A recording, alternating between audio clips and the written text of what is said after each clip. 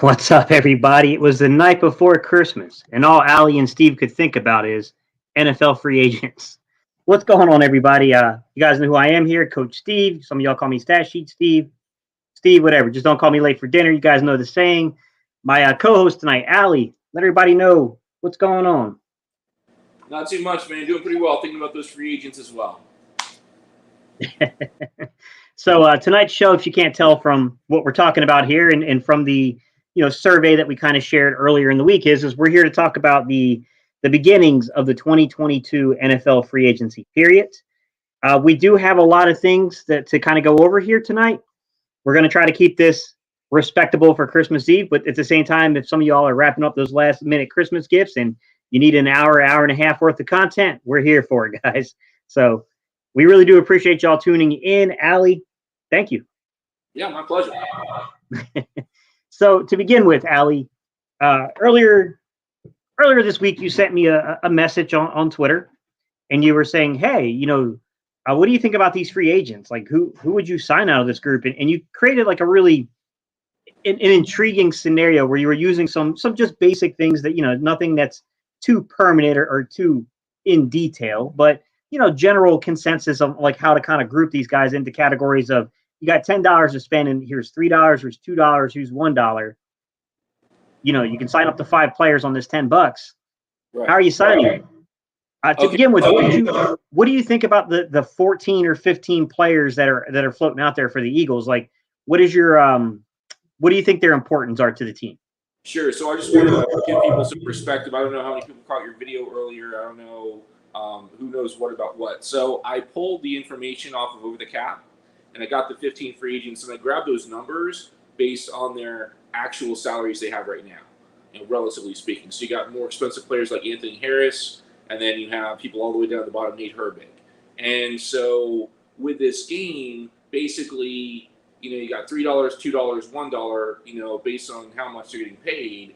And I'm straight up the board. I don't know, Coach Steve, if you want to refresh, everybody on what your vote is. I guess I'll go first. I'm straight $2 here. So basically the list is, so Anthony Harris, Derek Barnett, Ryan Kerrigan, Steven Nelson, and Rodney McLeod are all $3. I don't like any of them. I'm happy to get into that a little later.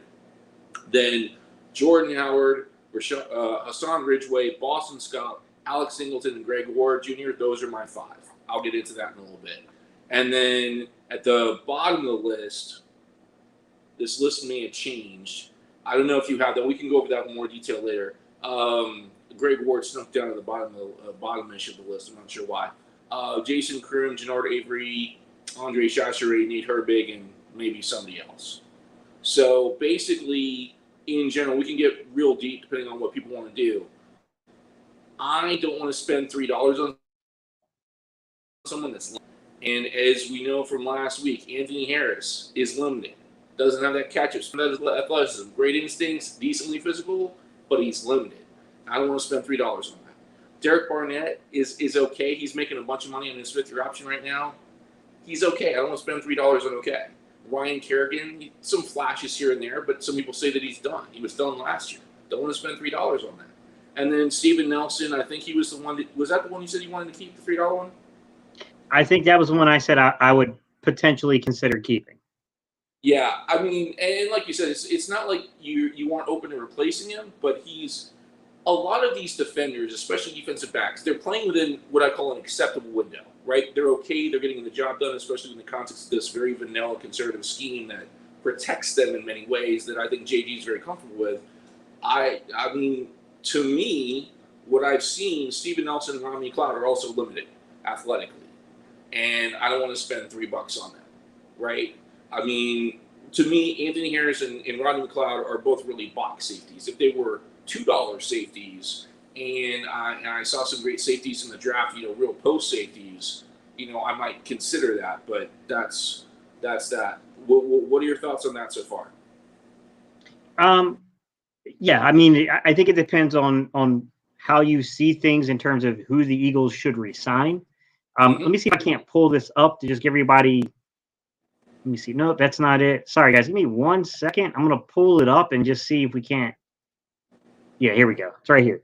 So $3 players, real quick, just so everybody can kind of see what we're saying here. Hopefully, it's sharing on the screen right now, guys. But the $3 players, this is my video I put out a couple days ago. So we said Anthony Harris, Derek Barnett, Ryan Kerrigan, Steven Nelson, or Rodney McLeod. Let me remind everybody, the scenario here is you only have $10 to spend. You can sign up to 5 players, and you got categories of $3, $2, and $1. I said Anthony Harris, like I could see the Eagles making that move of an Anthony Harris or a Rodney McLeod just because the draft isn't completely deep, and those guys at least are going to have some familiarity in your system, and you're going to know what you expect of them. But they're limited players.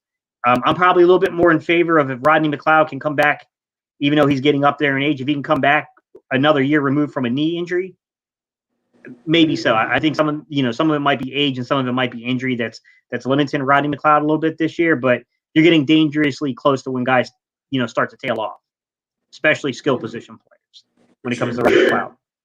Go ahead. I don't know why I'm echoing. I apologize for that. Is this better? This should be better. Anyway, so I want to help everybody do in the room what real player personnel people do. They took a look at 3 things at the same time. Their retiring contracts, existing free agents, and who's in the draft. So to support your point, I agree with you. If I was going to spend $3 on somebody, it would be on a safety, because when we look at the draft in a couple weeks, a couple months, whenever that happens to be, there aren't a lot of quality safeties. There are a lot of good corners, but not a lot of quality safeties. So while I prefer my $2 players because I see the value there in terms of value, looking at the big picture, looking at the other free agents, and looking at the draft in particular, there aren't a lot of high-quality safeties. So I certainly understand and appreciate your desire, especially to keep McLeod over Harris. Although Harris isn't bad either. They're both acceptable. Hopefully McLeod's going to have some more athleticism here to get to your point. Yeah, exactly. And like I said, these are not the most optimal conditions because I do think that this defense requires playmakers at safety and playmakers at linebacker. And I think it's very argumentative if we have those guys. And I'm going to make a couple arguments here, Jalen. I'm going to get to the argument you just put up there. Give me 1 second, okay? So the guy I went with was Steven Nelson. And the reason being is it's not that I think Steven Nelson is a necessity, but if I'm going to go into the draft and find a young guy, then I might want a veteran presence on the team out there with that young guy, knowing that at some point the young guy is probably going to surpass him or plant him, if you will, as the entrenched player later into the season. And then he's going to be more of that third corner kind of territory. Much like we saw when they drafted Sheldon Brown and Lito Shepherd in the early 2000s. Back when we still had Troy Vincent and can't remember who was opposite of Troy Vincent, but it might have been Bobby Taylor. I can't remember who it was. But we had a decent secondary back then with Troy Vincent and those guys. So, we even had Al Harris, I think, 1 year on that team. So, I mean, we had a really, really good secondary for a while. The reason I say this, though, Allie, about the safety position, and just for everybody to keep your eye on, I'm not making any declarations of what might happen, but I don't know that the safety draft is as deep as people think. I think there's a couple of really top-end players from it, and then it really, I think you're getting down into some what might be lesser talent in most other draft classes.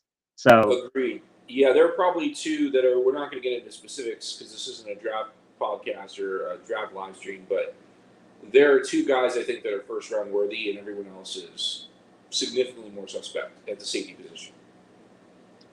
Agreed. So I said Steven Nelson. I want to get to one comment that's in here, and everybody chime in the comments. Chime in. Don't hesitate to chime in the comment section. This is your show, guys. This is the show you guys picked. You guys chime in. Let us know where you're at on some of this stuff. I'm going to get to a couple of the questions. So Jalen says Barnett on a 2 for a 12 deal because we don't have bodies worth targeting at defensive end. Howard, because I love 2. Yeah, I get what you're saying. You need 2 backs, basically. And Herbig, because he is a solid backup. I like the players you named, but Barnett worries me because he's a young pass rusher, and although he hasn't been that productive, he certainly doesn't deserve a big contract. I'm concerned. I'm concerned that Barnett could still get paid by somebody. If you're at 2 for 12 for Barnett, sure. I mean, it's a headache. The young man still makes mistakes out on the field that cost us, possessions and drives, and at times it costs us points, to be quite honest, because of just the foolishness of how he plays the game at times. He just plays with a reckless abandon, and sometimes it borders on being kind of dirty, to be quite honest. But Jalen, you seem to think that he's not really a dirty player. He walks a very fine line, and he just he plays with a bit of a reckless abandon that gets him in trouble at times. I tend to think that he's really towing that line of being a dirty player, in my opinion. With that said, I didn't see anything egregious. I don't see egregious late hits or anything like that. Just stupid things. I don't know, man. I get what you're saying, Jalen, which is we don't know what we have at pass rusher either, and we don't know what we're going to get out of the draft at pass rusher. And this is more so about ensuring your roster. I get it. It's not the direction I went personally, though, to be quite honest. I want to get into the $2 range because you said this is where you would spend the majority of your money, Allie. Is at the $2 range, right? Oh, me? Yeah, absolutely. Mm-hmm. I'd spend all of it there, frankly. So the $2 range, this is who we have here. Hassan Ridgeway, Jordan Howard, Boston Scott, Greg Ward Jr., or Alex Singleton, depending on how you're shaping the discussion, right, everybody? Right. So your $2 players here. Hassan Ridgeway, nose tackle, good third defensive tackle rotation. Jalen, you seem to think that we can just kind of upgrade there. I get a little skeptical of that just because we have long-term needs in terms of star players, and we have depth issues at the same time there. The guy that I was really high on, and this is one of the ones I missed on, I thought Marlon Tuipulotu was going to be a very, very good signing in the 6th round, or these very good draft pick, I should say, in the 6th round for the Philadelphia Eagles, and that did not pan out at all. I mean, maybe he'll turn into that, but it's not right now. That's for sure. So I get a little worried about the depth there. I probably would absolutely bring back Hassan Ridgeway. I said Steven Nelson, Hassan Ridgeway, and Jordan Howard, and Alex Singleton. That was the 4 of my 5. My 5th one's going to be in the dollar range, and that was Nate Herbig. I opted not to go with Boston Scott because I feel like we're almost in a Boston Scott or Jordan Howard situation for next year. I don't know you bring both guys back. I'm not saying to rule it completely out and it's impossible to do. It's absolutely possible. But, I feel like that's an area where you can maybe get younger later in the draft. Sure. And bring somebody in. You know what I mean? Especially when you're still kind of dealing with the situation with Miles Sanders. You're still trying to get Kenneth Gainwell kind of, more and more involved in the offense. Then I think you bring back either a Jordan Howard or Boston Scott, maybe not both guys, but, I'm not predicting what they'll do. I mean, who knows? At the end of the day, I have a clue. But you said you'd spend all your money here, right? So you said you'd spend all $2 for $2 range. I want to be very clear. I'm glad that we both agree on Jordan Howard. If we didn't, I'd probably have to hang up right now. I mean, I say that facetiously, but I mean, the guy's a beast. He's a physical mauler. He drives the run game. I mean, he's great. He is great at what he does, and he should do more of it. The thing I like about Boston Scott, he doesn't do anything at an elite level, but he does everything well, right? He is elusive, and he's physical for his size. He catches passes out of the backfield. He's good in special teams. And in terms of a roster, you want people that are multidimensional. And I like that about him. And especially with the $3 players, yes, there's going to be possibly an issue with safety maybe next week or whatever we can take a look at. I'm pretty sure Derwin James is not on that list, but Seawells is out there. Seawells is gettable in free agency. Maybe we can solve it that way because the draft is light at safety. But I didn't like any of the $3 players well enough to take them over a $2 player and then have to take someone at the $1 level. And I don't really like those players at all, which we'll get to. But yeah, in terms of Boston, so I understand offensive line, defensive line, you need a ton of depth. You want a ton of depth. And whether that's Herbig or somebody else, depth is great. I guess it's possible to have too many running backs. I guess that's an embarrassment of riches. But especially if this team is going to build its identity more and more even next season around what is basically a triple option game with some passing thrown in, then you want a nice stable of backs. And that's my opinion. That's my thing. I understand why other people think differently. All I'm saying is he's really versatile. He does a lot of stuff well. And there's no one else on the list. I mean, like you said, we can draft Walker from Michigan State, right? I like Walker, right? We can do that stuff, but I like him enough to not get rid of him just to replace him with someone else from the team, some other free agent we haven't talked about yet, or someone in the draft. I mean, I'll tell you what. We'll get to the draft. We'll get to the other free agents, and maybe you can change my mind. But So Messiah Armstrong chimed in and said the only person I would resign for $3 is Rodney McLeod. The rest have been proved as ineffective for the team, except Steven Nelson, but he's been tailing off. Honestly, I would argue that Steven Nelson's always been what he's been. Messiah, if you've been following me for a while, and I think you have, you've definitely been commenting and being a part of the community for a while now. I can remember you for quite some time now. You remember I was very skeptical of Steven Nelson coming in. Not that I didn't, I knew he would be the second best corner the minute he touched the field, but I thought he was widely overrated by people, and I wasn't a fan of that. Just I thought some people were being a little unrealistic to what his actual, his skill set is, and that concerned me.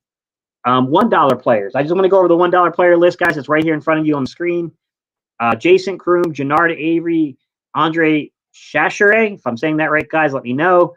Nate Herbig, and then Jason Huntley. I chose Nate Herbig out of this list. So my five simply put were Steven Nelson, because I still think, you could use a veteran corner while you bring these young guys up. But, he needs to be tailing off and the other guys need to be getting more playing time. It needs to be an increment thing here. So he would have to understand the role, and he may not accept it, obviously. Then I said on the $2 range, I would take, Jordan Howard, Alex Singleton, and there was one more player I said I'd take at $2. I can't remember who it was, but let me go back to the $2 range, guys. Hassan Ridgeway. So I said Steven Nelson, Hassan Ridgeway, Jordan Howard, Alex Singleton, and then the $1 range, I said that I would take Nate Herbig. Those were my five. The reason I looked at it is in terms of like where you need depth, and you should always try to shore up your roster as much as possible when you go into the draft, as much as potentially can be done. So that way you're drafting for best player available and not necessarily at desperate need is the way I like to kind of approach this type of situation. I will say that, there can be arguments for Jannard Avery if you don't take an Alex Singleton. I just think that Jannard's more of a Sam. Alex is more of your will that can play. He can play all three alignments as a linebacker, but more of a will into the Mike role and coverage situations. I don't know that, I think this Eagles team wants to upgrade the Sam linebacker position. I think it desperately wants somebody at the Sam because they got Davion Taylor at the will. They got a limited guy in terms of coverage in TJ Edwards. He's not a man-to-man guy, but he's way better in zone coverage than people understand and realize, and he's a heck of a run support guy. So I think TJ Edwards is more than respectable as a 60 to 65% of your snaps guy. I think he's more than a 50% of your snaps type of player. With that said, there'll be certain situations and certain matchups where you don't want him lined up in man cover. It's a big disadvantage. But, look, that young man has experience playing safety, and I think that one unlooked about him, that TJ Edwards came in as a safety into college, I believe, and then he converted into linebacker and became a linebacker in the big, which, that's a big difference. That's a different style of football. That's very much the old school two-back sets, get heavy, get physical type, where you got the, your opposite of things, your opposite big, your Big 12 with, your schools like TCU and Oklahoma and those groupings. Those guys are a little bit more into the spread offense concepts and things like that. So that's kind of how I filled out my roster, Allie. Yep. How about you? So the only disagreement, and it's not even disagreement, clarification I have with you about your roster is Herbig, and that's only for this reason. He's not versatile. He can play left guard. He can play right guard. I don't want him ever playing center. And, I know it's only $1, but I would think in the draft, in free agency, there would be someone that could be replaced him that would be better, that wouldn't be substantially more expensive than he would be. And that would be more versatile, that could play center. Because I love Kelsey. Dude's going to retire an Eagle, and he's one of my favorite players. He can't play forever. Sayumalo could play center maybe. Dickerson was a center. But I would feel much more comfortable bringing someone in the draft and free agency that has been a proven center that could be added to the roster. That's my only issue with Herbig. He's not as versatile as I'd like him to be. Obviously, you can learn to play center, but that happens in the offseason. And if you can get better and it's not going to be that much more expensive, I think you should. Yeah. So I want to attack a couple questions because I think there's a couple of really good ones here. So Messiah said, I would definitely sign Greg Ward and Jordan Howard, maybe a Ridgeway, but Milton Williams will be ready to take a spot next year. I avoided Greg Ward Jr. for one reason, Messiah, and I think he's a better football player than people give him credit for. But in saying that, to be honest, Messiah, my concern with him is that I'm looking at this roster and I don't see a fit for him any longer in Philadelphia because we need a veteran receiver that can get separation and get open here. And I just don't think Greg Ward Jr. is that guy, although I think he's been underutilized this season. And he should have gotten a little bit more snaps, especially when a few weeks ago when it was quite obvious our guys could not beat man coverage and we're struggling with that. He should have gotten inserted into the lineup much quicker, in my opinion. But in the long-term perspective, I'd rather get a veteran that I know can play. So, that situation, I would probably let Greg Ward Jr. walk on that, in that, kind of aspect of things. Jordan Howard, absolutely, I'd bring him back if I could. He's a contact bounce back, something we need for the offense. I don't have a problem with signing him and then moving on. If you get a guy in the draft or you know what I'm saying, if someone else comes in and beats him out, then you move on for the role. I don't think it's a big deal, but I would bring him back and give him the opportunity to compete for it. Hassan Ridgeway and Milton Williams are drastically different players on the interior. Milton Williams is not a nose. You could use him in a the way I suggested he be used is like if you use him in a zero shade tilt kind of role where he's the nose, where he's just basically beating the center off the snap. That's one thing. But a down in, down out nose tackle will never be Milton Williams' role. He's just not strong enough for that, and it would take a lot of years to get to that level of strength. That's not what he is. He's a really good pass rushman. I think he's better suited to move around the line, the alignments between the 3-tech, 2-eye, maybe as a tilted nose on a zero shade. If you have that kind of role where you're going to bring that, a 5 technique, I would never use him as a true nose though. So like Ridgeway's the only guy outside of like the Marlon Tuipulotu. Marlon Tuipulotu is kind of a natural nose, and then I would argue that Gravedigger he's one as well. Coming over from Pittsburgh system, Javon Hargraves is he can play 2-gap, he can play nose, he's got that ability. Fletch can do it on occasion, but I don't know how much longer Fletch is going to be here. So, yeah, hard to say. What are your thoughts? So I guess I'm trying to. I was listening, but I'm trying to remember. Oh, we were talking about Greg Ward. So on the one hand, with Scott, it's like, okay, do we have too many running backs? And with Greg Ward, the question is, do we have too many receivers? Yes, we absolutely need to add a real true boundary X for sure, guaranteed, maybe more. So super quick kind of tangent. I may have shared this with you. So I'm hearing all these, Jalen Hurts comps and watching all this Jalen Hurts tape. We can talk about him later in the week or whatever. And one of the comps that came to me as I was looking at his touchdowns numbers was Cam Newton. I want to be very clear about this. I think Hurts is a better leader. I think Hurts is almost on the same level as an athlete. I think they both have issues throwing the football consistently for various reasons we can get into later. But here's what happened real quick.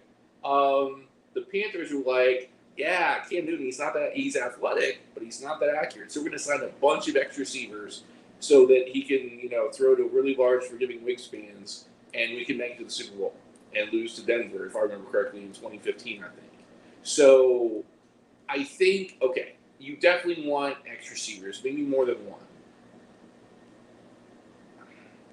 I think he has value. I definitely think he should be explored more in the next, few games, including outside the red zone. That dude has been open. I've watched so much Eagles film. That dude is open all the freaking time.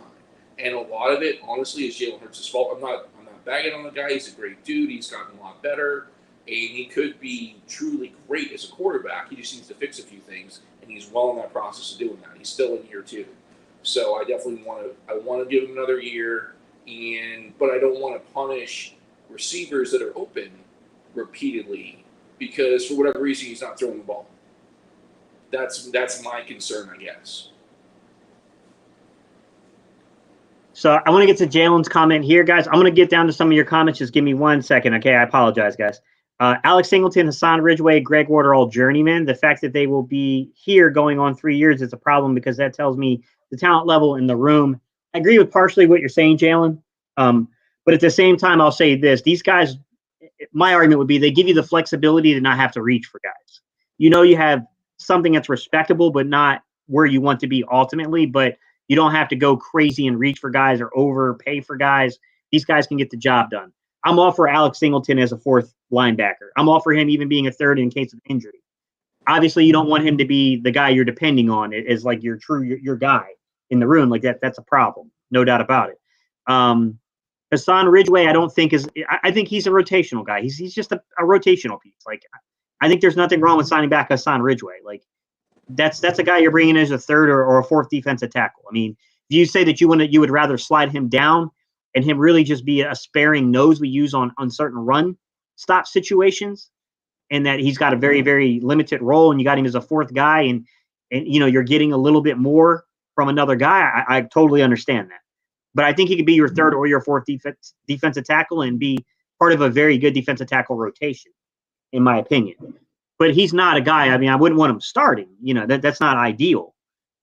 He's done it before for Philly, but, that wouldn't be ideal.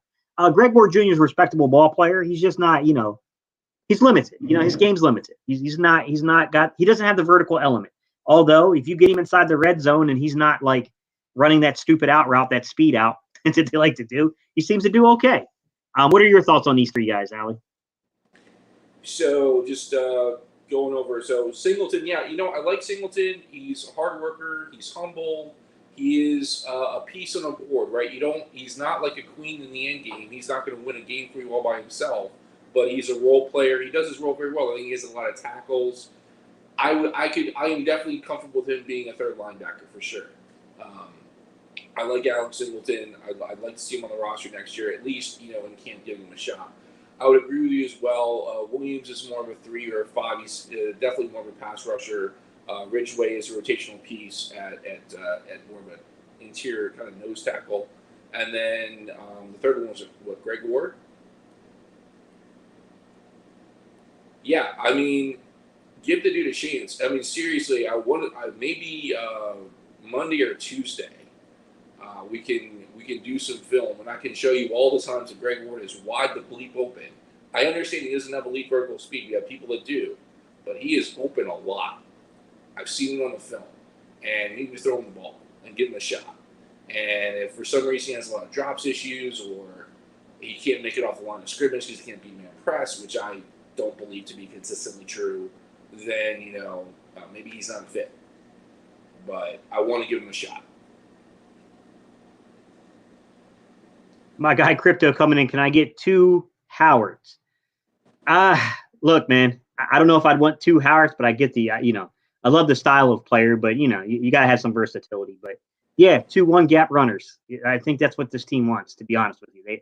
They want these 1-gap kind of 1-cut type backs, these contact balance type. Although, to be honest with you, Miles Sanders isn't a contact balance back, but he's developed into what I would call a 1-cut back over time. I just think that he's got a lot to learn about. At times he misses the hole. He doesn't make the right read for the hole. So he's got a little bit to still go there, but he's still the most explosive player, I think, in that backfield. I'll add this one question. You already kind of have 2 Howards, or you have a Howard and a half. Boston Scott is very similar to Howard. He's just not as physical. He's not as bruising, but he plays a very similar style of game. Yeah, I would say Howard's the better pass pro back. Boston Scott's the better receiving option. They both could play a third down role, but Kenneth Gainwell's probably that guy in terms of your third down. Gainwell's got to get better in pass pro, though. That's Gainwell's Achilles heel right now from the backfield. He's not good at pass pro. Mike Smith came in with I'm sorry, Messiah. I just want to get to something you said here about Chachere. I agree that Chachere is a good player, and I wouldn't be shocked if they didn't bring him back for special teams purposes. I just wonder if he gets lost in the shuffle of like 99 cornerbacks on the roster. That's my only fear. Mike Smith said, what do you think the Eagles do with them first round picks if they keep Hurts? But I want to go over something here, guys, while we're on this topic. So I'm going to take you guys over to Spot Track, and I want to look over the salary cap table, and I want to relay some information to everybody, okay? Because I think it's important to show you this as we're talking about it, so that way we don't lose track of what's being said. It's all on the up and up, right? There's nobody fudging numbers. It's right before your eyes to see, guys. So we're going to go to, I don't want positional payrolls. I'm sorry, guys. There's a lot of tabs up here. Go ahead and share my screen. All right. So I want to start off with a couple of things. 2022 projected draft. Right now, the only that they can value is the first round, because I think no one really knows where some of these picks are going to fall into the later round. So they haven't even put those estimations up. But I want everyone to see where we're already at with the first round pick. So the last updated this, we had the 11th, 12th, and 23rd pick. I highly doubt that's where we're going to end, but that's where these are being valued, right? The base salary on the 11th pick is $705,000. The base salary on the 12th pick is $705,000. The base pick on the 23rd selection is $705,000. Signing bonus, 3.14986 for the 11th overall pick, 2.771666 for the 12th pick, and $2,002,253 for the 23rd pick. Obviously, where things differ is in the signing bonus, and all this is a projection, although most of the times it's very close. When you take those figures and you add them all up, those three picks are going to cost us $10,029,905. Allie, I just said the figures. I got to ask you a question right from the jump here. Are the Eagles taking 3 first-round picks? So my honest answer, it depends. So I have two quick answers. Probably, and okay, sorry. It depends. It depends is the main answer. So probably is another answer. So like I said, so a lot of this is about Hurts. So can we agree on that? A lot of this $10 million calculation for first round picks, especially with this office. So like I said, we'll talk about Hurts. We could do it a little bit today, but especially with some kind of film study, Monday, next week, Tuesday, whatever, sometime later on when we actually have it. Hurts he's a great guy. He's made a ton of improvements, a ton. He's gotten a lot better, but there's still massive holes in his game. And if he doesn't make miraculous improvements in those areas over the next few games, which is unlikely, I still believe the office is going to take a really hard look at the free agents, at the draft class, and probably what's going to happen is they're going to trade one of them, at least one of them, maybe just one of them into next year. That's probably what's going to happen. Sure. I think there's some complexity to it just because I'm not too sure what the split is between the front office and the coaching staff. The coaching staff seems to love Jalen Hurts. Nick Sirianni seems to have a real connection and a real relationship with Jalen Hurts. I would say that, we're hearing so much about, Brian Johnson clearly has, a personal relationship with the young man. Mm-hmm. In addition to that, we know that Jeff Stoutland likes this young man, and they've been meeting, which was a pretty big declaration that, Jalen Hurts and Jeff Stoutland meet together to discuss the running game. So the coaching staff they love this young man. I'm not too sure the front office is as in love. And that's really what it comes down to. And it's not my personal opinion, guys. I'm just reading the tea leaves as they fall. I think the young man, if the decision was mine, I wouldn't make the move. I would stick him for at least one more year because I'm not in love yet with any of these prospects in this draft class. And I think that Jalen Hurts gives you just as much as any of these guys are going to give you. Now, look, if you can get a guy like an Aaron Rodgers, if you can get a guy like Deshaun Watson somehow clears these 1,000,001 legal hurdles out before him, which I just don't think is going to happen anytime soon. If, Russell Wilson changes his mind and says that Philadelphia is a bigger destination, I certainly understand the organization's standpoint on that. I don't think those three guys are coming here, though. I don't think they want to come to Philadelphia. So then you're left with like a Derek Carr. Well, the problem I have with the Derek Carr is I think Derek Carr is a really good football player, and if you're going to have a reclamation project, he's the guy. I don't want anything to do with Jimmy Garoppolo. I'll say this, if I'm Vegas and I want an Aaron Rodgers, I'm probably going to use a Derek Carr as the trade bait, right? So, I don't think he's necessarily. I think Denver's going to be in on some of these guys. You know what I mean? So I feel like Jalen Hurts might be the answer by default, and by play. I don't want to take away from his play recently. He's been up and down. He's had up and down moments. I don't want to overhype performance against Washington that was depleted. But you play the opponent that's before you, and he played pretty well. You know, I mean, I don't know how else to say it other than you play the opponents before you, and he played a very good game. I don't think that they're going to spend these first round picks on the quarterback, but I don't work for the front office, so I really don't know. You know what I mean? Like I could completely be wrong. Do you think that they might package picks to get somebody? Do you honestly think Kenny Pickett's going to climb into the top 12? So I'm going to answer both of those questions. What I was referring to earlier was my belief that they're going to try to exchange at least probably just one of these 3 first-round picks for a first-round pick next year in hopes that next year's quarterback class is a lot better. So that Hurts gets another season, and they're like, okay, is he good enough? Is he good enough to be the guy to be a franchise quarterback, to have all the tools to make us a really deadly offense? Because right now they're not. Right now it's still a limited offense. As much as I love it, as much as we'll go over it again at some point, it's still kind of limited. There's meat on the bone. There's a feast. There's a medieval feast of meat on the bone. There's so many opportunities for bigger plays where receivers are wide open, and that's been the case all year. And he's gotten a lot better, but there's still a lot of meat on that bone. And so my belief is that Hurts is going to get another year, probably, and they're going to push one of those picks. They're going to trade a pick this year for a pick next year. Take a look at the quarterback market next year and like, okay, so first there are 5 things you need to do. Right now you've done 2 of them.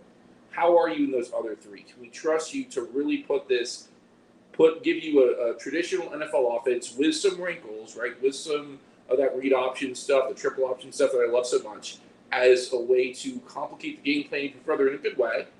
Can we do that? Can we trust you with all the NFL tools and an NFL roster with your arm and your judgment and your vision and all your other stuff? Can we do that? If they can't, they're going to take a real hard look at the draft. They're going to take another look at free agency. If they can, then there is, as impatient as Philly is, and as weird as the office can be, the dude's got a shot at a career here. I mean, the coaches love him. He's a great guy. He's improved so much. And the innate tools that he has, most of them are so good. I mean, he's really good at what he's really good at. The issue is there's a lot of meat on the bone still. There's way more room for growth, which is exciting, but it's frustrating at the same time. Let me answer your baby hands Kenny Pickett question. I'm going to call him that all the time. I just like picking on him. It's nothing personal, Mr. Pickett, nothing personal at all. All right, so let's do this a little bit and cut me off if I'm running it straight too much. So to me, quarterbacks really have 5 traits: leadership, athleticism, platform and release, vision, and it's a word that begins with an A, I'm sorry. Being able to see stuff in advance. You know, it is a commonly word used in football when talking about quarterback play. Anticipation, right? Thirdly, anticipation. Yeah. And then having a steady foundation in the pocket. So I'm going to talk about Jalen Hurts a little bit, and then maybe today, maybe Monday, Tuesday, maybe next week, we'll study some quarterbacks. First of all, you were I don't know if you played quarterback. You were a QB coach?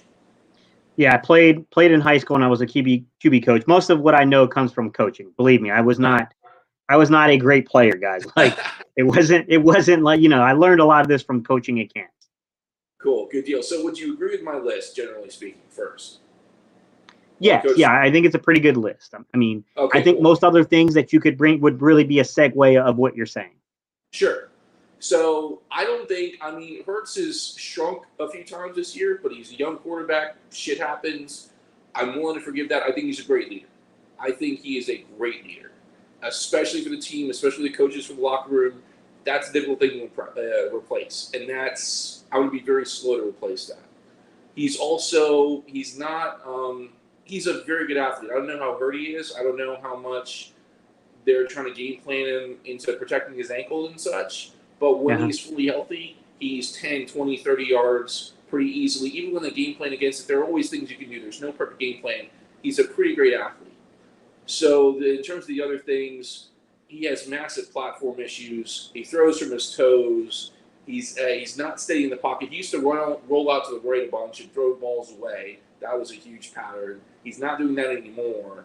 But he's missing open receivers. I mean, in the WFT game, he did have people in his face, sort of, but he felt the need to get out of the way. That threw off the timing, and then his throws weren't very good because they were off platform. Now, Phillip Rivers, you're a Phillip Rivers fan. I know you're from NC State, right?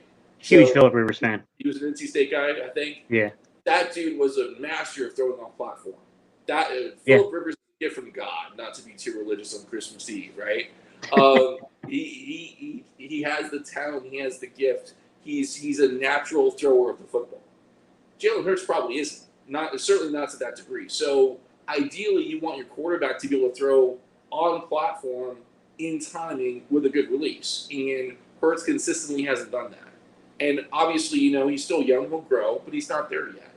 And then the biggest thing, I think, was that 4? Have I covered 4? Yeah. Pretty much. The 5th one, the thing that really troubles me from the film, including the Washington film that I just saw, so many receivers that were open, and he didn't see it, he wasn't feeling it. I mean, so many great opportunities, deep opportunities, short opportunities, receivers that were wide open against a bad opponent, a quote-unquote bad opponent, and he didn't pull the trigger. And that's the biggest thing that troubles me. I mean, everything is fixable, but I have him as like a 2-star, 3-star quarterback because of that. Sure. Kenny Pickett. So, all right. So I don't want to speak to anyone's leadership because I don't know anybody, right? That would be a stupid, irresponsible thing for me to do. I would say the draft class in general, Kenny Pickett, Desmond Ridder, maybe not Carson Strong, but for the most part, modern NCAA quarterbacks are athletic. But very few, maybe Malik Willis is the exception, are anywhere near as athletic as Jalen Hurts is. So in terms of athleticism, he's an upgrade over basically everybody. The issue is throwing from platform with a nice release, seeing the field, throwing with anticipation. That's the biggest thing that I'm worried about Hurts right now. Hopefully he'll fix it soon, but that's a big thing that needs to be fixed. And then really just being able to settle in the pocket, settle his feet, settle his knees, settle his eyes, and make the throw. And my belief, I could be wrong about this, I mean, obviously we need to take a look at some film and do some other stuff, is that there could be, I would move away from Hurts only if there were quarterbacks in the draft or quarterbacks in free agency that were so substantially better than Hurts in those 3 areas, I would take a look at that. I don't know. Kenny Pickett is marginally athletic. He's a good thrower of the football. I mean, it's the ACC. ACC defenses, no offense, I like the ACC. I really do. I went to Radford, right next to Virginia Tech, so I don't want to diss on the ACC, the almost competitive conference, too much. It's not like he's playing against NFL defenses. So everybody looks great in shorts. Everybody looks great in the preseason. 1 or 2 of these quarterbacks are going to look great in the draft because that happens every year. It might be Pickett, it might be Coral, it might be somebody else. I like Carson Strong a lot, actually, in terms of fundamentals and cool stuff like that, like arm strength and all that. I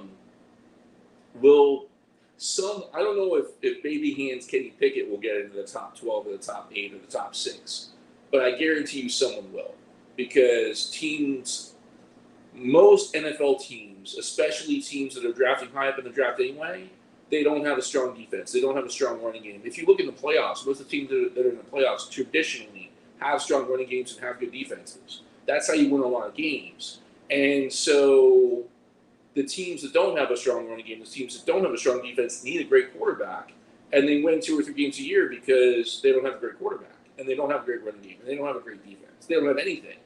And so it's kind of like a negative cycle, really. Philly 5000, I want to answer that question, but we'll do it a little bit later, maybe even later today. I love the question. I wanted to let you know I noticed that. Teams reach for quarterbacks because they have to. And oftentimes, that's to their detriment. That's my short answer. That last sentence was my short answer. So, Philly 5000, your question, I like Willis's skill set. He seems like a cool dude. He seems like a good guy. He seems, again, I don't want to talk about leadership because I don't know the dude. But I like Willis's fundamentals. Pickett's got great numbers, right? He's got phenomenal numbers. We'd have to take a look at the film. We want to take a look at the film. Coral Pickett. Coach Steve, What do you think next week, maybe sometime this week? You want to take a look at those three and kind of compare them to Hurts at least a little bit? Is that a good use of our time? Sure. I mean, I'll give you a quick answer, Philly 5000, about why I am not in love with them. And it's not to say that I think they're particularly bad prospects. It's that Corral's not playing in an NFL-ready system. He's 6'2", 205 pounds. He smells like Jimmy Garoppolo to me. Kenny Pickett has all the weird late comebacks and late career heroics, although he's played a lot of football. That smells like Zach Wilson, and you have to wonder if you're going to be in a similar situation where you got a guy who has talent, and you might be able to get him there, but if it wouldn't be a massive undertaking as a coaching staff. And he's got some physical limitations with the hand size. You got to worry about, like last week when there's mist on the field and the ball's a little slick and you got to get the ball out of your hands fast. Can he do it? You're going to have to wonder about that. And that was the big hoopla about the Carolina game with Sam Howell's, that it was an adverse weather condition game, and he didn't struggle with the tiny, hands. Man, there's no way of saying it doesn't sound bad for him. Willis is coming out of Liberty. I got questions about that. I think Willis has a ton of potential. I mean, young man's got an arm. He's definitely a guy that intrigues me, but I don't know if I'm jumping ship on Jalen Hurts for him personally. Because you're going to deal with everything you're dealing with Jalen Hurts, but I think it's going to be worse. Or not worse, but a larger – see, here's the thing. It's like I don't want to get into a quantitative of better, worse, you know what I mean? But you're going to have to grow him far more than you're going to have to grow, I think, Jalen Hurts personally. Now, that doesn't mean that his ceiling won't eventually get higher and he won't be the better player in 10 years. But I just – you know what I mean? Like, I just don't think – me personally, I'm not moved to jump out of my way to draft those three guys. I'm personally a Carson Strong guy, but I can tell you the problem I have with Carson Strong is he has the arm talent. His deep ball's still not right. I think he reads the field well, but he's playing at Nevada. So is a product of the competition and a product of, the environment he's in. Until I see 4 or 5 games from complete with coach's film that I can really dig in on these guys, I'm not going to say 100% either way here, guys. I'm just not. But I would stick with Hurts over these guys so far. I'm just being honest with my opinion on it. Doesn't mean my opinion touches the organization. But that's just my personal perspective on it. And it's not that I don't like those guys as prospects. I had no quarterback, and I was in that situation. I'd gamble on one of them. You know what I mean? I would take a gamble. But I don't think we're in that position. Let me take a look at a few, try to catch up on a couple of these questions, guys. Charles Queen coming in saying, can we get an edge rusher? So we're going to get into this. So we're going to continue these Saturday discussions. We're going to get into the market. Allie is doing a lot of work behind the scenes, guys, to prepare for these shows. And Allie has really put together like an extensive list that she's finalizing on the contract values. She has attributes we're going to be grading each of these players on. So it's probably going to be next week's show on Saturday where we get into the finer details of who we might target and what the value is, what we think their potential contract value will be, those kind of things. Today's more of an overbrushing of the reality of the situation and what's going on. And on that note, I want to get into the cap totals. So just give me your minute for times to crunch numbers because I think it's important to the discussion. We just talked about we need $10 million just for the first round. If we pick 3 players in the first round, we need $10 million. Here's the cap situation, okay? The league's cap is going to be $208,200,000. Our 2021 rollover, I like to call that deferment. I'm just playing fancy with words. The deferment is $18,246,000, $850. I'm sorry, $246,850. That comes out to a total 2022 cap of $220,446,850. If you would like to know how I'm coming up with these figures, go to Track and look at the cap tables. So all contracts on the Eagles right now for 2022 equals $190,403,413. The top 51 contracts would be the same. So 190, 403, 413. Reason is in the offseason, you only have to pay your top 51 contracts. That's all that gets counted for in your cap. Your dead money We have 22,004,364. Don't worry, I got you covered on who is counting against us on dead money.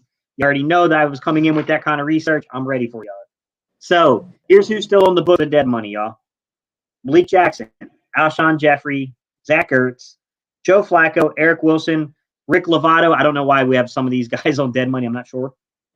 John Hightower, Jacoby Stevens, Harry Kreider, Adrian Killen, Jaquan Bailey, Peyote Owasika, and then Jamon Osborne. Those are the guys that are counting against the dead money. Some of these guys are clearly practice squad members that we paid a signing bonus to when we signed them as undrafted rookie free agents that we take a dead money hit on. But they're not significant. The significant players are Malik Jackson, Alshon Jeffrey, Zach Ertz. Maybe Eric Wilson and Joe Flacco have a little bit of money that's going to count against us. But they're not, I think some of these guys like Lovato and Hightower, I think they're still under contract. So there must be something specific about their contracts that give us the dead money. I'm not sure why that's happening, but I'm reporting what Spotrac is saying. That's your 22 million. So when you take all your contracts, all your dead money, and you subtract it from your 2022 cap, basically what it comes out to is 226,446,850 minus 212,407,777.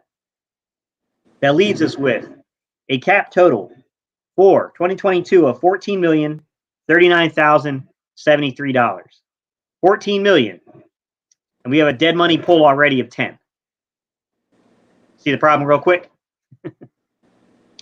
Now, I will say, some of the rule of 51 will have to account for what we're seeing in terms of the $10 million. So it won't be a true $10 million. Stick with me. I know this is really complicated stuff I'm getting into, but you have to pay 51 players. If you draft a guy, you don't double counting towards your 51. Does that make sense, everybody? Does everybody get what I'm saying? So you rule out your league minimum salary on the total amount of draft picks that you draft, and you subtract that from your pool. So it won't be a full 10 million, to be quite honest. So with that said, you look at these numbers. What do you think? What are your thoughts, chat? What are your thoughts, Allie? So I want to make sure I heard all those numbers right. I was even taking some notes. So basically, it sounds like what you're saying is there is the ability to spend an additional $14 million, but then you subtract the $10 million in dead cap, etc. That's down to $4 million. So basically, if we're looking to replace people in terms of free agency outside of our existing renewable contracts, our margin for error is $4 million.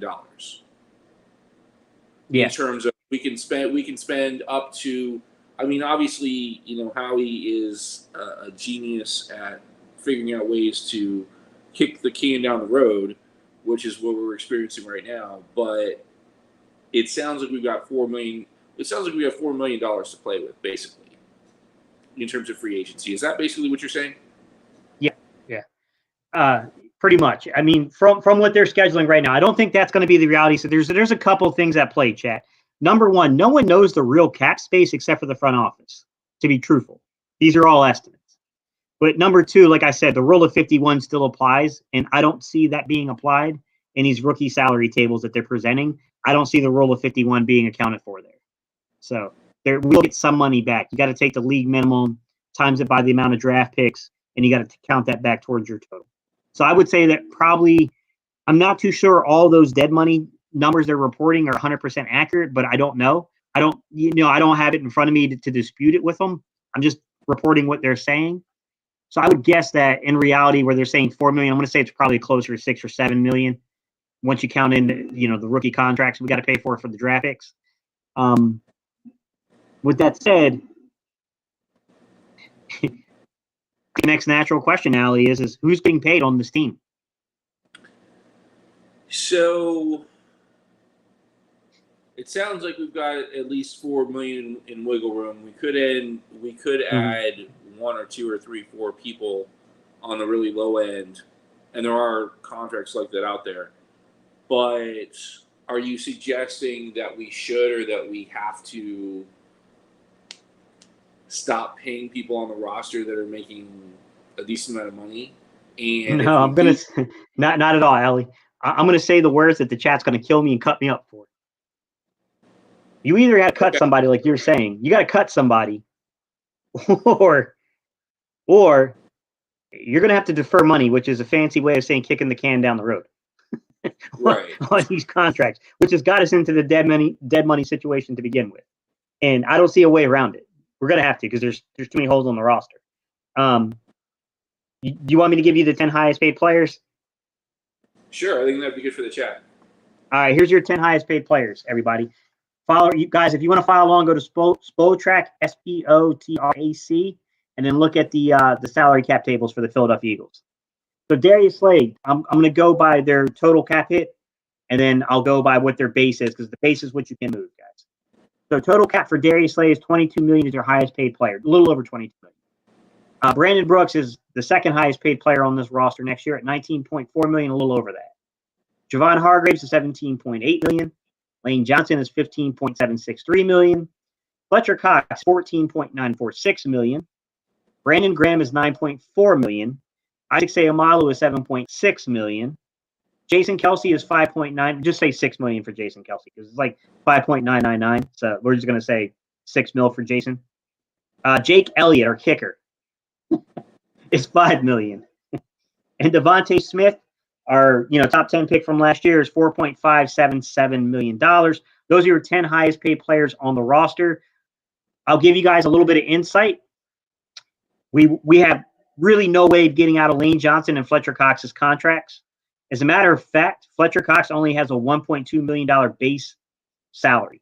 All his stuff is in bonus money that's probably already been paid to him. So it's money we owe the league. And he's counting 14.9. So the dead money would be pretty big on him this year in 2022. Same thing goes with Lane Johnson. Lane Johnson has a $7 million base salary, so a little bit more flexibility to gain cap space if we wanted to go that route. But his total number, so his base salary is $7 million. His cap figure is $15.763 million. The only guy I see where there's wiggle room is Brandon Brooks, who is a $13.4 million contract in base, 19.4 overall in terms of the cap hit. What are your thoughts on that? So I agree with you. I mean, the biggest thing, whether it's deferments or cutting guys, the big concern is dead money hits, right? You were talking about Johnson and Cox earlier. I want to confirm: would there be dead money in Brandon Brooks' contract if he was to be let go this offseason? Always dead money. There's always dead money, but it's not enough to overcount what you would get in the cap savings. Okay, so I like him a lot. He was an elite right guard. He's gotten hurt a lot. Certainly him and Lane Johnson were a nice combination 5 years ago, almost 6 years ago. I like Driscoll a lot. I'm not going to say he's as good, but I like him a lot. He's a very good right guard, and he was supposed to be, a tackle? But then they moved him in the guard, and like, wow, this dude's good. I think certainly if we have to cut people, I would be okay cutting him. I don't know how much of a locker room guy he is. I don't know how important he is for team cohesion. He was an elite right guard. He's hurt. He's maybe very good, but I don't know, given all that, if he's worth $13 million, which is what I believe that you said. So I am okay moving away from Brandon Brooks. If the numbers are right and we can get Driscoll in there or some other right guard that is a plus player, that's a good player, that's a solid player, that's more than just average, I'll be fine moving away from Brandon Brooks going into next year. So here's the reality of Brandon Brooks' contract. He has no more guaranteed money so far unless there's some kind of a kick-in for a roster bonus. But right now, he has no guaranteed money at all. I don't see a roster bonus listed for 2022 as of right yet, but sometimes there's things you don't see. His cap number is 19. His dead money is 15. So we'd end up saving about $3.7 million on just a straight-up cut. Straight-up cut or a straight-up trade for Brandon Brooks. We save about just under $4 million. Now, if you did a pre-June 1st designation here, so basically you're looking at dividing his salary up over a couple of years, I'm sorry, post June 1st, not pre June 1st. That's the exact opposite of what we want to do. You're getting $13.5 million this season back with a post June 1st or a post June 1st trade or cut's going to get you $13.5 million back against your cap. But you're delaying that hit to the following year because basically you only have to eat the dead money and the contract money in the current year, but then the rest of the money in the contract comes due the following. So, right. I guess one of the bigger macro questions, which I like to ask, is that Jalen, I'm thinking the exact same thing. Thank you for the super chat. How good is this team? I like it. I think it's a good, solid team. I'm nervous to let a lot of people go, but I don't know. It's a new coaching staff. It's year one of the program. Do we strip everything down and start from scratch and really, kind of fix the budget, quote unquote? I think the team has the potential to be in the playoffs consistently. I think they have the potential to win a few games here and there. I certainly don't see them as a Super Bowl dynasty. I don't even necessarily see them as a Super Bowl team. I really want to see this team against a good quality team in the playoffs, round one. And I think that, Jalen, is going to answer the question for me, certainly more than almost anything else. The division sucks. Dallas is a good team that shits its pants in December. Sorry for you two for cussing there. They make their mistakes. And Dak has been off, and Dallas is a good team. It's not a great team, and they have a tendency to screw things up.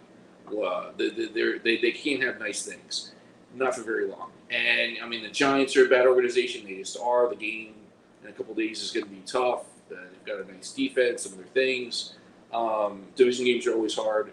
WFT, just the cultural rot in the organization, the leadership. It's just they've got some decent players, but the only team that's a good team in the division is Dallas. Dallas and Philly's coming right up there. Philly's becoming a good team. They're 7-7. I don't want to say they're great. I'm a big Bill Parcells fan. They're an average team right now. But everyone else in the division is well below average. So that's the comparison. I guess, Steve, I want to ask you, I like the roster. I don't want to make too many changes. I want to see if we can make incremental small changes on the margins using a lot of analytics and throwing the ball more to Greg Ward and getting receivers open and getting more points and winning by more points. Not that matters. It really doesn't. But this team could be great. I'd say it's good to, I don't want to say very good because 7-7 isn't very good. But I'm nervous for so many reasons. I think it's a good team. It's year one, and I don't want to just throw everyone overboard. I don't want to cut the whole ship. I don't think that makes sense. Forgetting about emotions or team cohesion or any of that. What's your thought on that, Steve? Yeah, there's a lot. I'm gonna get into it. Let me, Jalen, appreciate the $10 super chat, buddy. I appreciate you so much, man. Do y'all feel like our current and this is what you're getting into, record is a bit of a fool's gold, and this team isn't as good from a talent point of view? Because we are close to making the playoffs, make a lot of short-term moves versus long-term moves. Listen, Jalen, I'm here to tell you, I got my miner's helmet, I got the pickaxe, I got the strainer. I'm out there digging for that fool's gold. No, I'm joking, man. I think it's a little bit of both, man. I think we're better than what people thought around the league. I think this running game is really, really good. I think that it's paid dividends to invest on the offensive line. We see that paying off.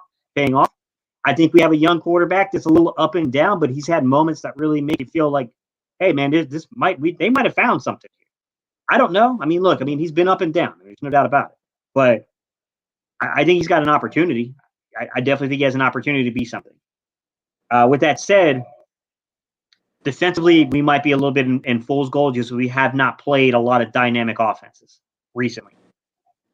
We really haven't. So I don't know if we're seeing a little bit of fool's gold from a defensive standpoint.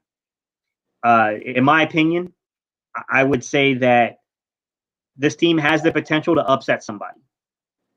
This team has the potential to get red hot, and if teams can't shut down the running game, something could happen that's pretty special this season.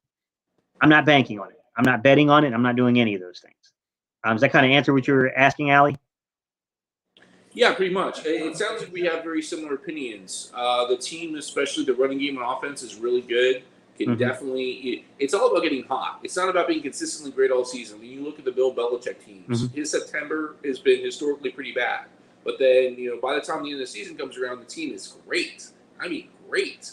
And so it's really about getting hot. The Eagles are definitely getting hot. On offense, there's enough talent to get by, especially with a run game, to really surprise people, to really put people in compromising and compromise situations. The worry I do have talent-wise, to Jalen's point, the defense is super limited. I mean, super limited. The defensive line is good. I don't call them good. They have the potential to be great, but they're not playing great. Linebackers are doing okay. They're doing their jobs. And then, we're really limited on the second and third level, talent-wise. And certainly my hope is to massively improve those in the draft and in free agency, certainly in the draft. And, maybe it's a different conversation next season when we actually have a better defense, when we still have a really good running game, and we have an extra receiver and a quarterback that's more confident throwing the football. And, I mean, the team could be a lot better. The major change that needs to happen in terms of talent really is on the defense. And I'm hoping, I don't think it will happen, but I'm hoping that Howie will spend those first 3 draft picks on the defense. And we'll talk about that one of these weeks. I'll ask you this question. This is Richie says, "Yo, Steve, he's not a free agent, but is Khalil Mack worth a first-round pick and absorbing the remaining salary of his contract?" To begin with, man, we got to find ways of incorporating that contract. I think that's part of the issue here. From a talent perspective, how are they going to incorporate and use them? That'd be my concern. But if you want a pass rushing edge, a stand-up type that can play his hands in the dirt, he can play as a stand-up choker, he can play in a 34, everything, sure. I don't know if I trade a first for him at this point, though. I mean, do you still think that that's a guy you trade away a first-round pick for? So I'm a big believer that it's about how the entire unit works collaboratively together rather than, you just go one person, he's a stud, he's a dog, and he'll just fix all your problems. Obviously, with the quarterback position on offense, it's a little bit different because the quarterback has the ball in his hands all the time and directs, makes adjustments to play calls. And the quarterback is the exception of the rule. But I think in general, and Lawrence Taylor, maybe I would, just to give you an example, Lawrence Taylor changed the game. Like, he was great. I'm not saying that Khalil Mack is Lawrence Taylor. I don't think he is, but he might be. So, all right, let's get down to it. So our defensive line is getting decent pressure, but not enough sacks and not enough tackles for loss. Not enough things that manipulate the change in our favor. And the linebackers are okay to good, and the defensive backs are okay to good. Certainly, if you listen to PFF, if you really want to stop a passing game, you need a great pass rusher. And Khalil Mack is certainly that. So that could be helpful. I just don't know whether or not he's worth the first-round pick. I don't really know. We can talk about that later. But I don't know that just him by himself, without improving the linebackers, without improving the defensive backs, I don't think that he would make the defense markedly better. I'd want to see it. I need to see it before I believe it. Yeah. I mean, hard to say. Here's another great question here. Skylar coming in and said, we need to draft all 3 levels on defense. The draft is loaded on defense, so if drafted right, we could be dangerous. I think that we need playmakers on defense, and I think we need defensive linemen. Fletch is – I don't know how much longer Fletch has got left here. And it's not that I think Fletch is a bad player. I still think Fletch is an impact player when he wants to be and when he has the opportunity to be. I think offenses will cue in on him. They'll definitely do some things to try to focus in on taking him out of reps and out of games. But I just, I don't know that we have the answers at edge rusher for the system right now. I think Josh Sweat, I think there are moments where I feel like he's going to get there. Derek Barnett may or may not be back. I'm leaning towards it's probably not back. Brandon Graham is 34 years old when he comes back next year, I believe. I think he'll be playing at 34 years old. I really like what I've seen out of Teron Jackson. I think he's been really, really good. But I don't know. I think Teron Jackson is more of a role player. I think we need an edge rusher. I'm going to be honest with you. I think you can get by a defensive tackle, but I would take a defensive tackle, especially if you can find a guy in the second round that's been undervalued. He can give you something. I think I go defensive line. I definitely need someone on my defensive line.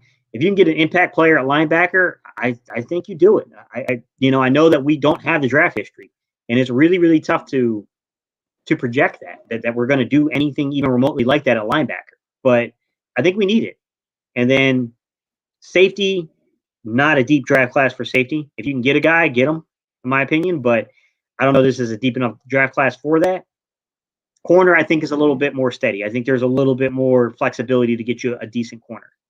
So to me, I think you just look at those position groups and you take the best guy that you can get for versatility. But I really wouldn't rule back us trading back and getting an extra 2023 pick. I can see this organization. I can see them doing that. Yeah, I see that happening as well. And I agree with you about the quality of the draft class. Defense, edge, IDL, plenty of those, plenty of linebackers, plenty of corners. Really the only thing there's not very much of, like you said, or like we said, is safety. So let me ask you this. Kind of an advanced conversation for today. Do you believe in trading down? Do you believe in trading up? Do you believe in taking the best player available where you are as a general rule? Like, what's your draft philosophy? More often than not. Complicated depending on the nature of the team. With the Philadelphia Eagles, I think the best approach here is to try to shore up your roster as much as you possibly can, and then look for the most impactful player you can find. I would lean defensively in this draft class, but I think my backup would be if there's the right wide receiver, I might take him. Even though there would be three first-round picks or even a second-round pick. Michael Pittman was a second-round pick. Right. It would be very high. We'd be spending a lot of draft capital, and I don't anticipate them doing it. I personally would if the right guy's there. But I'm going defense first. Defense is my priority. If I can't get that right guy, then I might lean into the offensive line. I just don't think you can have enough offensive linemen, personally. Agreed. So yeah. I might try to find me a guard or a center and just keep adding pieces if I can, especially if I can find a guy that I feel like might be able to play right guard, or definitely if I can find a guy that I think matches the value at center. I'd probably go there.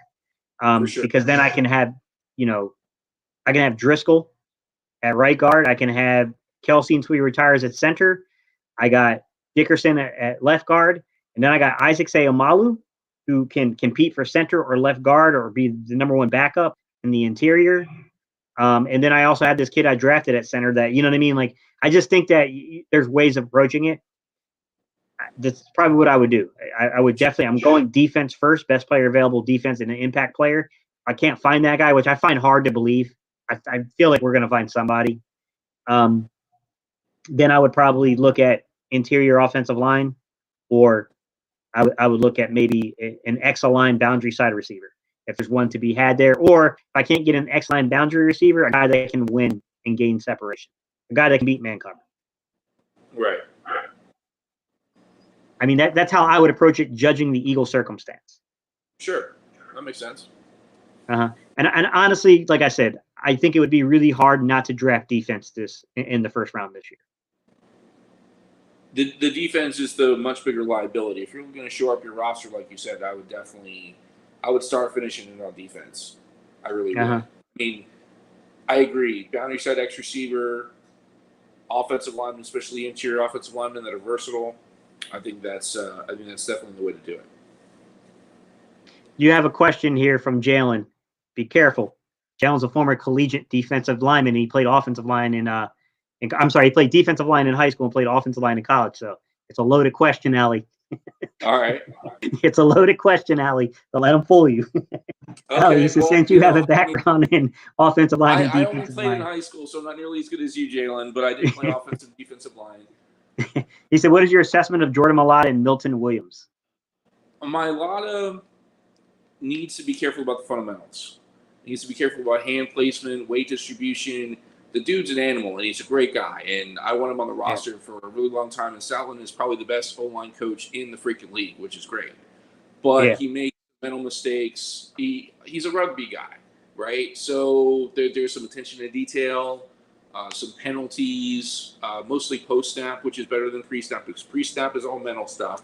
I like Mailata a lot. He's physical. He's athletic. He's great. He really is the whole package. The only limitation I see with Mailata is attention to detail and fundamentals and post-snap penalties. That's what I'm seeing when I see Mailata for sure. And then Milton Williams, I just want to be clear, 3-tech, 5-tech, Louisiana Tech.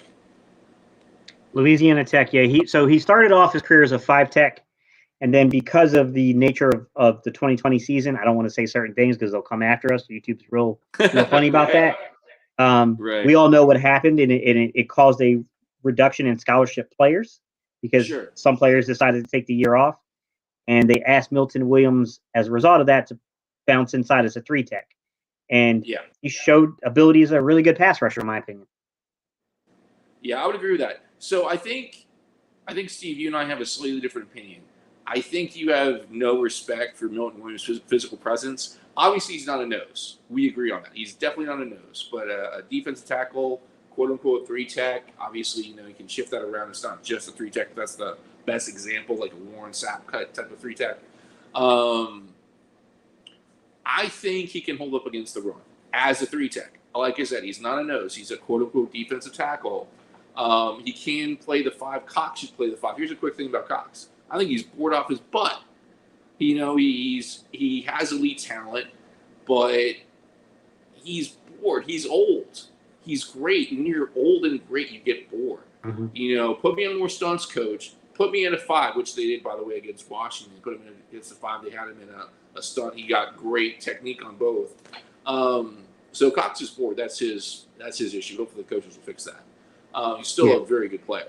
As far as Williams goes, I think he's a great pass rusher for sure. I even think he's pretty good against the run, assuming you don't put him at nose. And I'd like to see him at 5-tech more as well. More as a role player. I like him at the 3 as a situational guy. I saw him more in the BG role, personally. I thought he could be more of a bigger BG, a guy that on running plays, when you want to really set the tempo and you want to really get physical, he can be a really good edge setter as a 5 technique against the run, because he's going to be able. He has real, like, here's the crazy thing about Milton Williams is this. Jalen, correct me if I'm wrong if you see something different. What I see on film from Jalen or from Milton Williams is he's really good at initiating his hips into the actual, into his man. So he gains proper leverage with his hips. He's not strong enough to anchor against certain linemen. Certain linemen eat him up. But he's high energy. He's all effort. He gives you effort on every single snap he's in there, but maybe doesn't quite have the strength and the power to anchor on the interior against bigger, stronger linemen. But physically is gifted in ways that other guys are not, and can beat you off the ball if you're just not talented. If you were a below average athlete, he could be a problem even in the running game on you, because he's going to beat you off the ball. That makes sense? So Allie, what are your thoughts? I haven't studied a ton of this film. I have seen him on film, which is why I'm answering with this level of confidence. I have seen him anchor. Now, obviously, we can take a look at a ton of film, and maybe his ability to anchor is sporadic and only against certain players and only in limited circumstances. I've seen him do it. I know he has the capability. Again, a lot of it probably depends on the situation. You probably don't want him in that situation all the time. I mean, that's why you have Cox and Hargrave.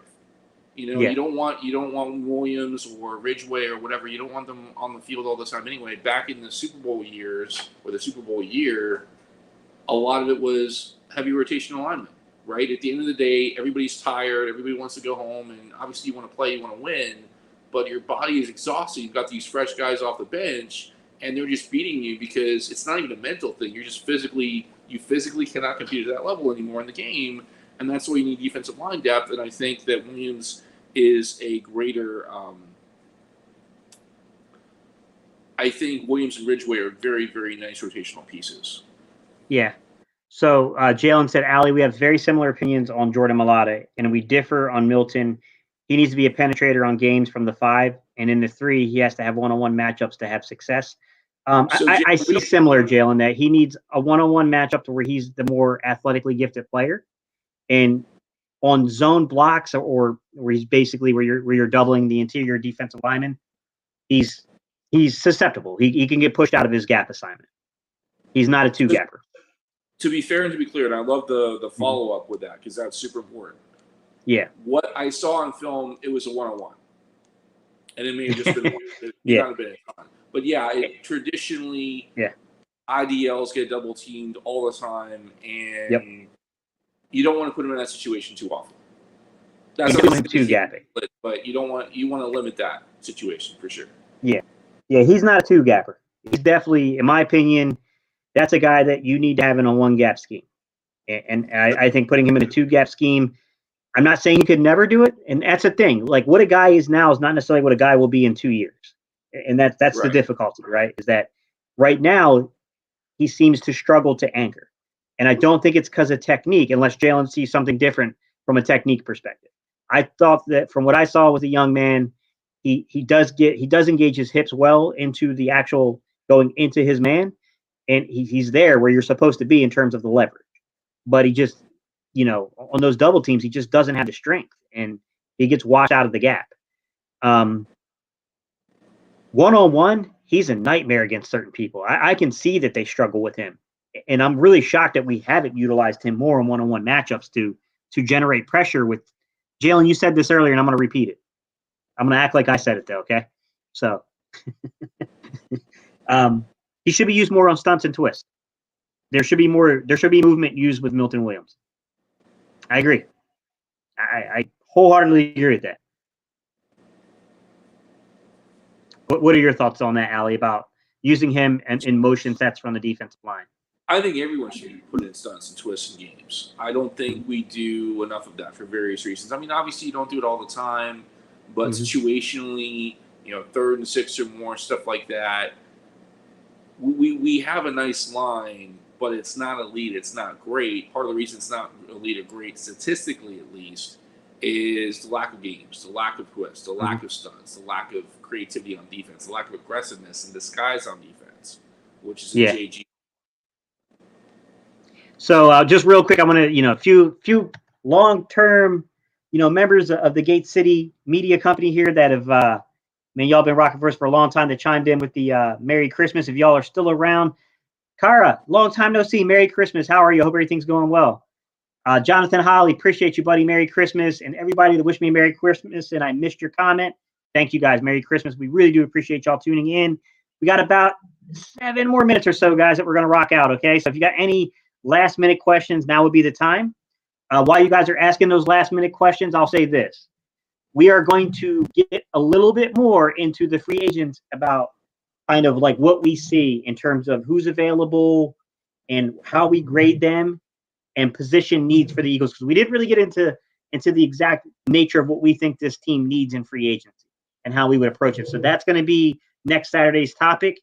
Allie will be doing some more videos with me, so we may cover something midweek where we talk about maybe we'll talk about the quarterback situation. Maybe we'll talk about growth from Jalen Hurts and like what the next steps are for this young man to really capitalize upon the momentum he got from this Washington game. We can talk about different avenues, guys. I mean, you really want to know the draft. The draft, there were almost 200 votes, guys, and it was like 39% of you guys wanted this conversation, wanted this topic. 32% of you guys wanted the conversation about the draft. We decided to, day one, we'll kind of mix in a teeny tiny bit of both and just give you an overbrush of the cap situation and the financials behind it all. And then we'll talk about who the players are and all that. Next week, like I said, we're gonna do a deep dive, y'all. We're gonna get real deep into who's available, what the position grades are, how much it would cost theoretically, because no one knows for sure, but what the assumptions are for the cost value. We'll get into all that.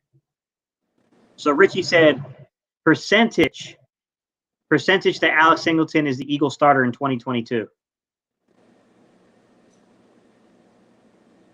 What do you think, Richie? I'm sorry. What do you think, Allie? So it depends on how you define the word starter. It depends on the position that we're talking about. So, like you said, he is basically a Will that can play some Mike. He could play some Sam maybe, but not really. Not really a great fit for that. So basically, you're thinking about him as being a starting top 2 ILB. That's what I'm interpreting by what I'm seeing, what I'm hearing. I mean, certainly my preference is Davion Taylor and TJ Edwards, unless, there's someone great in the draft that just blows them out of the water, which is possible, although Howie probably won't draft that guy because that's not really Howie's thing. They don't value that position very highly in the draft. Yeah. I would say, so percentage, I mean, I'm going to say 20%. That just feels right to me. I'm not sure. I would like, for me, he's linebacker 3 in terms of your ILBs. I want Edwards and Taylor back at least for another season and see what's there. Obviously, there's the draft, there's free agency. I'm gonna answer that question at 20%. What's your thought? I'm going to say 30 to 40% just because of injury. I think he's your third or your fourth guy. I think they're probably going to draft somebody fairly early.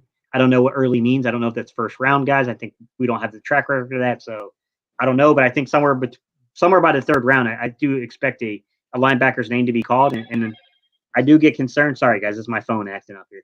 I do get concerned that this is not. You do have some limitations in a linebackers past the first 3 or 4 options. It gets a little iffy, so we'll have to see. Another question rolls in, and Mariana. To be quite honest, I don't know. It could be Rocker, depending on how things lay out between the coaches. It could be Rocker. That could be a Gannon thing. I have no clue. But yes, he's at least partially responsible because normally all your coaches come together. So I just, I don't know. I don't know the exact percentage of blame for that. I don't know as much defensively, I should say, because they just kind of keep that stuff secret. Does Dillard get traded? What do you think? Dillard is limited, but he's not bad. That's I think that's the question behind the question. In the Tampa game, he got massively exposed. I mean, it was bad. Tampa screwed him up. He was late off the ball. He was late into his kick set. It just was not good at all. I mean, so speaking broadly, quarterback, offensive line, defensive line are high leverage, high value positions for anybody, and for good reason. In the modern NFL, it's all about throwing the ball, unless you're the Eagles or one or 2 other teams. And so, I mean, I'd say probably. So I guess the question is, do the Eagles want to keep him as the backup for left tackle? He's not the worst backup in the world, but he's by no means a starter in my view. I see him as a backup. And if he's going to be a backup, he should be a swing tackle, and he's not. I would be completely fine trading him. In fact, I think I'd like to. The real question is, who would take him and for what? Yeah. It's a possibility he gets traded because the league is they're tackle needy, to make it short. This is a good one. I'll just give a real quick answer to this one. I think it's really close. I'm going to say Jordan Mailata just because I think Mailata has the higher ceiling. And also, Mekhi Becton, if I'm not mistaken, I think he was a first-round pick. Mailata was a seventh-round pick. I'm going to just say that Mailata's impressed me more, but Becton is very good, very dominant, very physical. They're both dancing teddy bears. I like both players a lot. I like both players a lot. But I would probably go with Mailata, but it might be because of bias being an Eagles fan and having more exposure to Mailata than Becton. Yeah, I'd agree with that. Probably for a lot of the same reasons. So, Mr. Wing, appreciate you commenting, buddy. He said, do you guys think once Howie stops leaks from the quarterback trade talk stuff and Hurts knows that the Eagles are basically confident in him, do you think he'll perform better? Possibly, Mr. Wing. I think it's possible. Mr. Wing, I love your film study. Thank you for doing that. We're big on film study here. We're going to get more into that, in the future weeks, future days. And you're absolutely right. When you watch his film, there are people open, but for whatever reason, the coaches, the owners, the GMs, the whatever, he's not throwing the ball. And it's entirely possible that I don't think it'll happen, and B, he's a tough kid and he's a strong kid. I would love to get Jalen Hurts' head and figure out what his deal is. That would be huge for me because he definitely has an issue. He's not pulling the trigger, and I hope that Howie would help. I don't think he's going to help him at all. I don't think Howie is in Hurts' corner. I think the owner and the coaches very much are. I don't. Okay. So, I guess briefly, Hurts is enough of a leader and a strong enough guy to not let that get to him. He's not Carson Wentz. Not to talk about his name again, right? Carson Wentz, a little plastic, a little fragile mentally in some cases, but I don't think Howie is going to try to help Jalen Hurts. But I don't think that him not doing that really phases or hurts Jalen Hurts. I don't know what Jalen Hurts' issue is. He's got an issue for sure on the film, and I really want to take a look at that maybe this coming week. But great question. This one's directly to you. There's one more question I'll get after this one, guys, and then we're gonna kill it, guys. Because we've been here an hour and a half. It's Christmas Eve. Thank you all so much. We appreciate y'all so much. Yeah, thank you, guys. Really appreciate it. Who do you like? This is directly to you. Yeah, I want to do at some point. We're probably going to throw in more draft stuff during the week just because it's so popular and maybe some film studying, whatever. Right now, based on what I've seen, mostly on TV, I'd go Hutch. I would go Hutch. But I want us to table that for a little later. I want to do some film study and talk some analytics. But based on what I know, based on what I've seen on TV, I would go Hutch. Yeah, Hutch seems to be the more consistent guy to me. Thibodeau, I don't know how you say his name, but he seems to have the explosiveness element to him, and I think he could be a guy that, in the right system, with the right coaching, with the right development, could have a really high ceiling. All right, last question of the night, guys. Thank you all so much, man. We really appreciate y'all, for real. It's Christmas Eve, and at one point, we almost had 50 people in here on Christmas Eve. It's really, really appreciated. Big Birds, what do you think about cornerback Ahmad Gardner in the draft? Love him. Me too. I want to confirm real quick. That's Sauce from Cincinnati?